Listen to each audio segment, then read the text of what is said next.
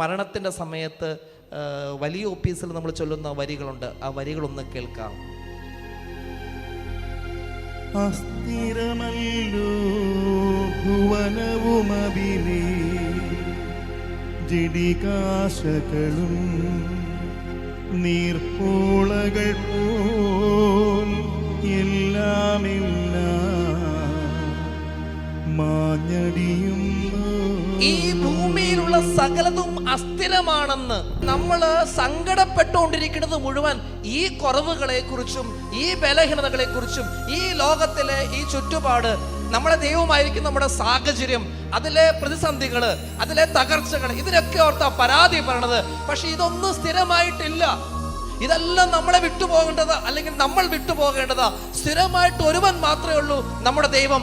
അവൻ സർവശക്തനാണ്, അവൻ അസാധ്യമായിട്ടൊന്നുമില്ല. അവൻ കൂടെ നിൽക്കട്ടെ. ബലഹീനതയിൽ ബലമേകി ബലവാനായോൻ നടത്തിടുന്നു. കൃപയാലേ കൃപയാലേ കൃപയാലനുദിനവും കൃപയാലേ കൃപയാലേ കൃപയാലനുദിനവും എന്റെ കൃപ നിനക്കു മതി.